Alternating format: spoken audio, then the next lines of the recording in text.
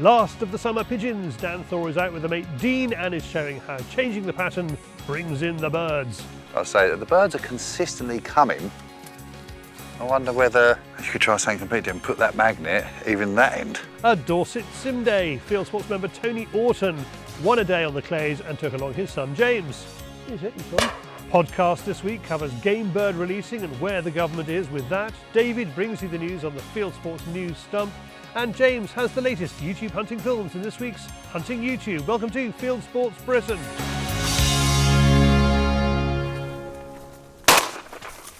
I treat a day's pigeon shooting like a night out. So, you know, when you're going along the town, you think, oh, there's a few people in that bar. That bar's crowded. So you never go in the bar that's empty. You always go in the crowded bar, don't you? So same as these pigeons today. They're going to the crowded bar. They're not coming to the little shitty bar here. They're going to the crowded bar. So, you know, hopefully once they get drunk over there, they'll come to this bar, the karaoke bar. But yeah, at the precise moment, they're enjoying that busy one. Dan Thor hopes that today will be a good one on the pigeons. He's out with his mate Dean near Epping in Essex, on the edge of London. They have been watching this field for several days and there are plenty of birds about. There's been a lovely constant line down here for the last week or so. Dean shot 221, I think it was, on the other side of the farm last week. So we come here yesterday, probably here for another hour and a half, just checking out flight lines and what the birds are doing. As you can see now, there's birds coming here. And they're heading out to this borage field, which is to our right-hand side. I've never known pigeons to eat borage, never known it. So yeah, we come here and the field was full up with pigeons. So the farmers kindly asked us to come here today and try and deter them off the field, because obviously they're clearing up quite a lot of that borage and the seed. So yeah, we're gonna try and take them from the stubble because it's easier to find the birds. So hopefully, fingers crossed, it goes well. Mate, there's birds everywhere, boy. Dan builds his hide under a big oak tree using his favourite Jack Pike ghillie net and adds foliage to help it blend in. With the sun behind us, it means we're all but invisible to birds approaching across the field. We've done our homework, built a cracking pattern with floaters and a whirly, and we've got plenty of ammo. What could possibly go wrong? To keep things safe, Dan and Dean take turns shooting in the hide. Dean's cocker hunter is so enthusiastic he's trying to beat the shot birds to the ground. Both shooters are using Browning Maxus semi-autos, which is a change from Dan's usual Maruku. No, not the usual one, mate. I took the Browning Maxus out the other day actually when I was filming with Glenn and them, so I thought I'd give it another bash today. Yeah, she's a bit of a tattered old girl now. Like I say, we've had her quite a few years. That the beads all loose, that's on by an elastic band on top of the barrel. But she's still going strong, and yeah, like I say, it mounts nicely. So yeah, and I've got the Maxus 1, and then Dina's got the Maxus 2. So yeah, there's the newer model compared to the older model.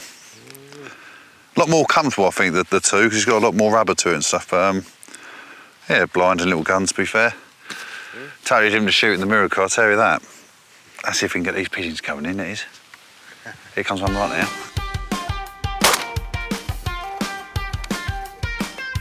We're off to a good start, but the birds aren't behaving as Dan hoped. Probably fighting with the amount of birds that are over there, but flying across this flight line, you'd think they'd just come, not even to drop in, just come across for that shot. Like these two in front, you see. But it looks like it's one of those days, James, again. The pigeons are here, but they're not playing ball. But we're still enjoying it. That's the best part about it. So, like I say, it's still early. I mean, I've had it in days before where you'll sit here all day for 2 or 3 hours, shoot 10, 15, then it switches on for the last couple of hours and you're up to 150 birds. But like I say, the birds are consistently coming. I wonder whether you could try something completely different, put that magnet even that end. So they have to come across us. Dan and Dean rearrange the pattern, moving the whirly and some of the flappers. So what's the thinking behind it? Not a clue, mate. No, I just thought I'd change up a little bit, just try and bulk the front up a little bit more.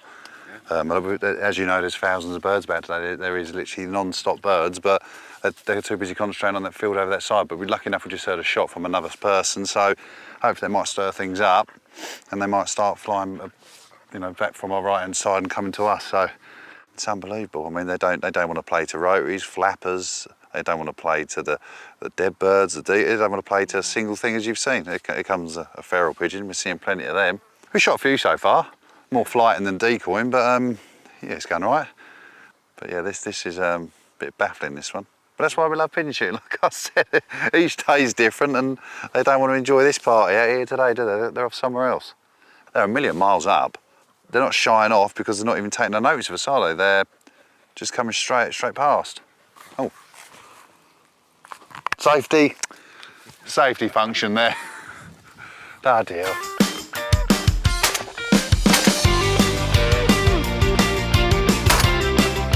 Whether it's the change of pattern or something else, things seem to be picking up. And at last, we're getting a few birds coming into the decoys.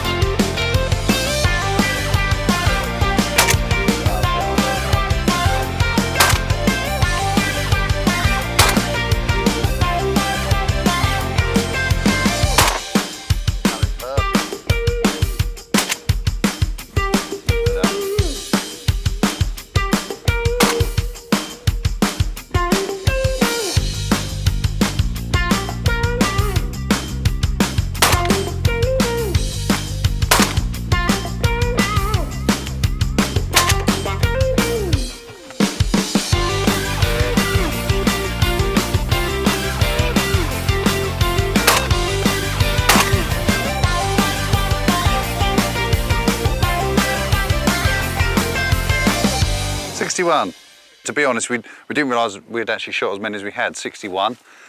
We've seen thousands upon thousands of pigeons all day long. There really has been plenty here, thanks to Dean for inviting us as well. And they've been flying past us all day long. They haven't jinked off on the pattern.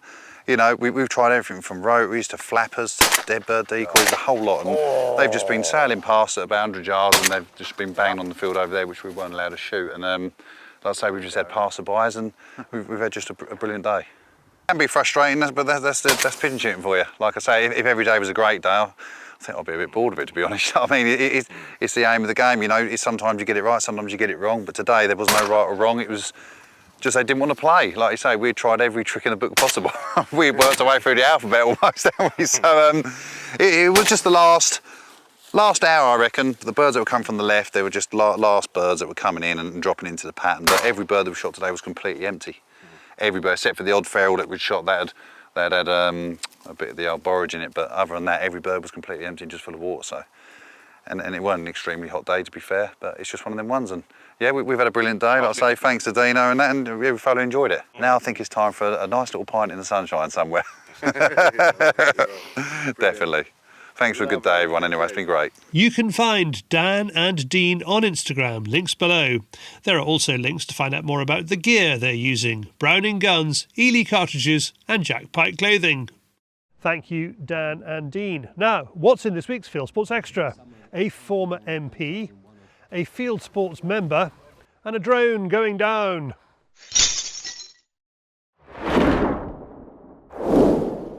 More from that Field Sports member Tony Orton and Sir Jim Paice later in this show. Plus, prizes next week are £100 worth of colour changing targets. DA Targets is a family owned and operated business in Pennsylvania, USA, which makes them.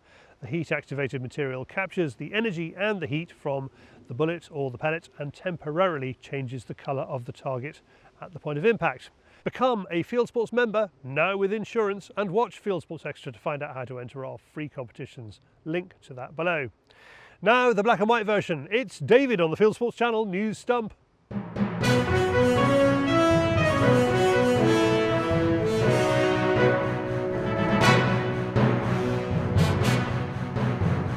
This is Field Sports Channel News.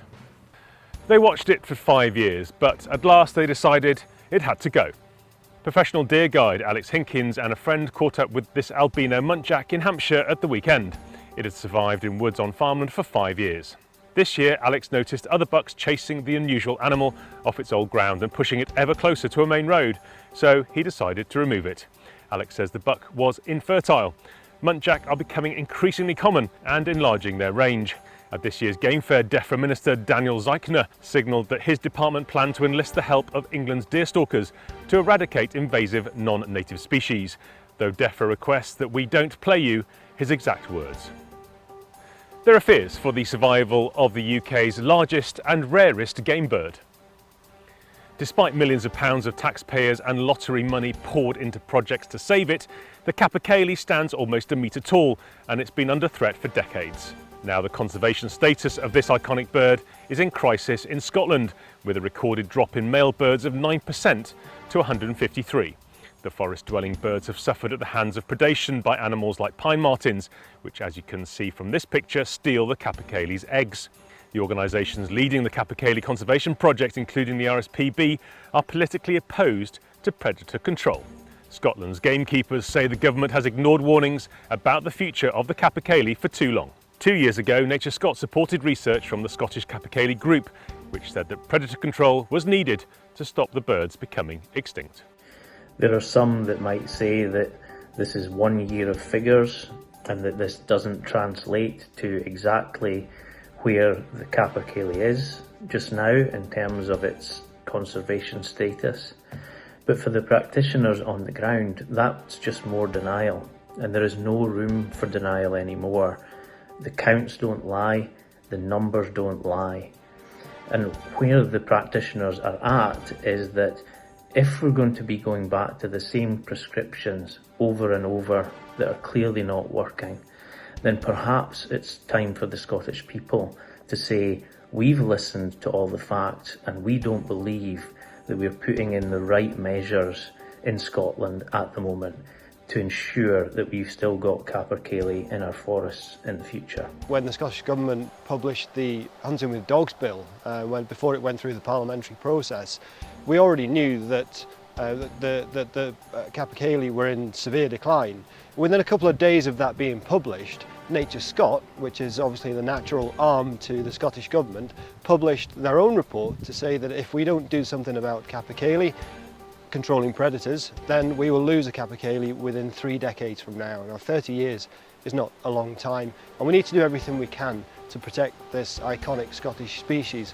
We are going to lose it forever. So on one hand we have Nature Scot telling us that we're going to lose it, and on the other hand we have the Scottish Government tying our hands where predator control is concerned. The BBC misreported facts surrounding badger culling for its recent documentary, fronted by Queen guitarist Brian May. That's the conclusion of the AHDB, a levy board which represents farmers and growers in the UK. It saw a version of the show before it was televised and has now lodged an official complaint with the broadcaster, citing serious concerns. It says it spoke to the programme makers and also shared evidence which contradicted what was shown in the documentary before it was broadcast. But the programme went out anyway. The AHDB raised concerns about the way the programme said badgers don't play a part in the spread of TB in cattle, when scientific evidence shows they do. The programme claimed that culling badgers isn't working for farmers, even though bovine TB figures are falling. The complaint says there is a lack of editorial balance in the BBC show. A gun shop that spent 7 years building up its social media presence has lost the lot overnight. Dave Bamlett's store, which sells guns, ammunition, clothing and all sorts of country sports kit, used social media to promote it, just like lots of businesses in the field sports sector do. But the Facebook bots have got him, and not for the first time. Dave consulted Facebook's own help policy page to make sure his posts met their guidelines. He now believes the social media platform is actively trying to cancel his business and others like it. We know the Facebook rules. I went online and actually screenshot their actual rule, which said that actual shops are allowed to advertise guns on Facebook and the likes. And so I took a screenshot of that and I pinned it to the top of my page. So it was the first thing that anyone's seen, including Facebook, if they opened my page up. But it doesn't seem to help. I think it's just robots running the show at the moment. And so a ban it was. I did appeal it. No avail. It just said, no, we're keeping it down and we're not going to accept any reviews. The governing body of angling has welcomed the news that polluting water companies will have to meet the costs of clearing up their mess. Plus, there's a threat of jail hanging over their bosses. The new Water Special Measures Bill is expected to come into force in the new year. It threatens unlimited fines to the polluters, plus the added punishment that senior executives could be jailed for up to 2 years if they don't clean up their act. I would describe the government's water industry special measures bill as a good start. There's a long way to go yet, but I think it's great that we're going to have real hardcore penalties on the bosses of the water industry. This is an industry that since privatisation has sucked £76 billion in dividends from effectively the public purse, from bill players. And what have we got in return? We've got almost every river in the country polluted. We've got a wastewater infrastructure that's simply not fit for purpose. The annual Holt's Charity Clay Day has taken place at Sandringham by kind permission of His Majesty the King. There were 40 teams of 4 guns taking part in the clay shoot, which chooses a different charity to support each year, raising tens of thousands of pounds for good causes. This year's charity of choice was the Bob Champion Cancer Trust, founded by the jockey who famously won the Grand National in 1981 on Aldenete, 2 years after he was diagnosed with cancer. Basque has appealed to the field sports community in its search for new trustees for its Wildlife Fund initiative. The fund has handed out almost £500,000 in grants to shoots, syndicates and conservation projects inside and outside the UK since it was created in 2020. It's given tens of thousands of pounds to help support Finland's wetlands, has supported an initiative to protect curlew and has also funded hen harrier brood management. Basque is appealing for new trustees to govern the work it does. If you're interested or know someone who might be suited to the job, click on the link below. Now, how about this? A video message from the grave. This is from YouTube gun reviewer Paul Harrell. Hi everyone, let me get right to the point. As I'm recording this today, it is 20 December 2023. And I'm recording this and giving Brad instructions to publish it upon my death. So if you're watching me, I'm dead. Paul sadly died from pancreatic cancer earlier this month, and the message put out on his YouTube channel has already had more than 9 million views. In the post, he spoke about his cancer diagnosis, the importance of his work to the American public, and apologised for the fact he was dying, so he couldn't carry on saving people money and guiding them in the right direction when buying hunting equipment. Paul's producer, Brad Nelson, posted the video. He hopes to carry on the channel. We are going to be continuing his legacy by uploading videos on this channel eventually, and continuing to educate people the way that Paul did. But you can continue his legacy as well by sharing your knowledge with other people and your enthusiasm for firearms and the outdoors, and just by being curious and striving to learn new things like Paul did. You are now up to date with Fieldsports Channel News. Stalking the stories, fishing for facts.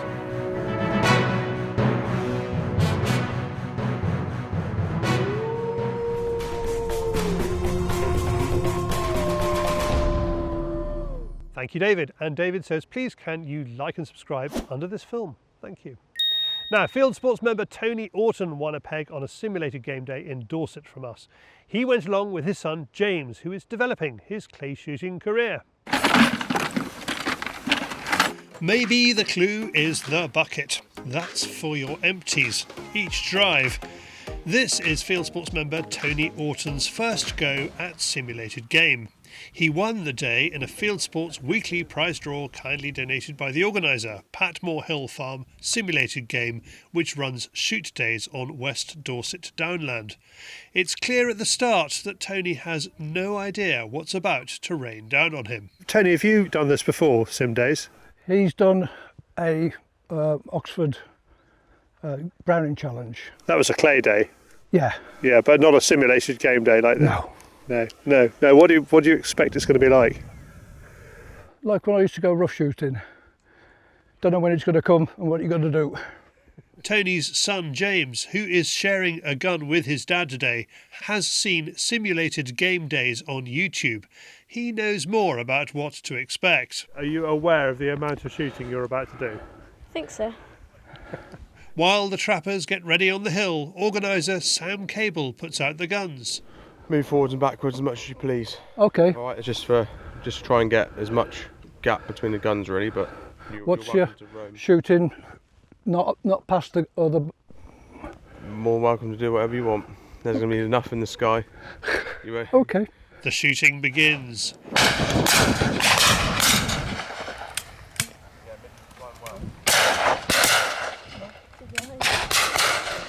It's not just about volume of clays, says Sam. So these are the Game Link professionals that Bowman supply with their traps. It just basically means I can control the amount of clays in each flush, the speed of the flushes, and how many of the traps are flushing at any one time. So we could have one trap will follow the other, or we could have all 3 traps firing from both sets. That's all 6 traps basically firing. Or you can have it on randomise, so it will just pick any one of the 6 traps. So we can properly simulate game, basically. Yeah. It's not all about just bang, bang, bang, bang. It's speeding it up, slowing it down, speeding it up, slowing it down, letting one trap fire a few, letting the other trap down the other end fire a few, so you get, yeah, a whole range of shooting, basically. James is getting into the swing of it. He's hitting some. As the drive continues, however, it gets harder and harder for him. After the horn goes, he explains what it was like. Oh yeah, it was alright to start, but then towards the end it just dropped off. So what went wrong with your shooting? Shooting to, not enough lead. So not concentrating, not Yeah, just too much, got tired possibly. Yeah, I think he probably did. Yeah. But he wouldn't cut off his stand. Well, did you enjoy it? Yeah. Yeah, good. It's pretty amazing, isn't it? Oh, yeah. Have you seen anything like this before? Just walk up. Yeah. And pigeon decoy in. Well, this is what, when you said, I think it's going to be a bit like rough shooting, I thought, I don't think it is. James has got 3 more drives like this to do today, and excellent catering in between. These are Scotch quail's eggs with rabbit pâté and black pudding. I did enjoy doing the game days myself, but it's got very expensive, so started doing a lot more simulated days, and just really enjoyed it. Steve also, obviously, he enjoys it as well, and we've got land like this right on the doorstep of the farm, so we said let's make a go of it. For more about sim days at Patson Hill Farm, go to patsonhill.farm. Thanks all who took part in that, especially Patson Hill Farm for donating the day. Now, Bergara sponsored shooter Lewis McFarlane looks at the lightweight B14 Stoke rifle. This is the B14 Stoke. This is new for 2024. This is designed for ladies, youth shooters, people of small stature. It's a very short overall length, 12 1/4. It's an entry-level gun for people starting out in shooting. It can be used for obviously stalking, it can be used for vermin control. The cartridges that we offer in this 223, 222, 250, 308s, 300 blackout, and even 6.5 PRC. As I said, it's an entry-level gun, so price point on this is approximately £750. It's a rifle that you can pick up, learn, use, and as you grow, you won't necessarily outgrow it. With it being a REM 700 footprint, you could put this in any aftermarket REM 700 footprint stock, or chassis for that matter. They all come with our performance trigger, which is adjustable down to approximately £2. Has a 5-round AICS magazine, and they're screw fed, 5/8 per 24. It's a, dare I say it, no frills, dead simple rifle. Does it come with any other stock options at all? Not this one, no. I mean, we do have shims available, so you can put an extra 1.5 inch on. But for someone such as myself, it's still a bit short. But for the wife, for instance, it fits her. She's getting 1 in 300 blackout. Comes in this, obviously, black synthetic with like a soft touch, very grippy soft touch with the gold spider work on there. And with it being part of the wilderness range, all the wilderness rifles, their speckles, and I'm laughing for a reason there, the speckles are all different. So if you were to buy one of these tomorrow and it looked like this, I could go to the same shop the next day, order one, get it, and it would be a completely different sort of speckle design to it. Because they're all hand finished, the Wilderness Series ones. Oh right, okay. It's unique. Yeah, a little bit, yeah. Just remind me, model and price then please, Lewis. So this is the Stoke. This is retail price of £750. And it comes in 223, 22 250, 308, 6.5 PRC, 300 blackout as well. So everything you really need for your foxing setups or your first stalking rifle. Thanks, Lewis. Now the politics of bird release.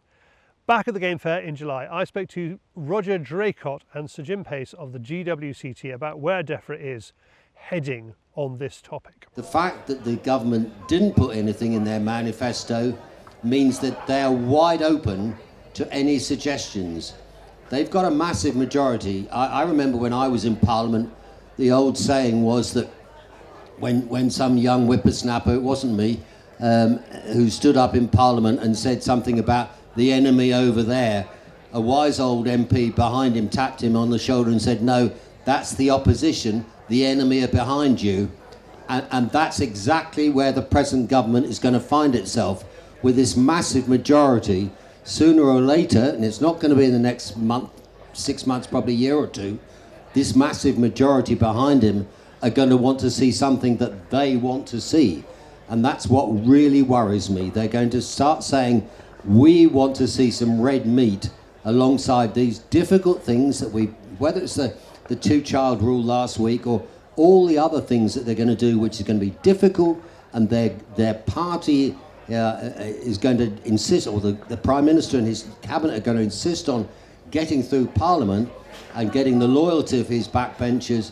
Those backbenchers are going to want their pound of flesh. And the pound of flesh, if we're not careful, is us. And you can watch and hear the whole of that chat in our podcast this week, link below. Now from Blenheim Palace to the wider world of hunting and shooting on YouTube, brought to you by James Marchington, it's Hunting YouTube.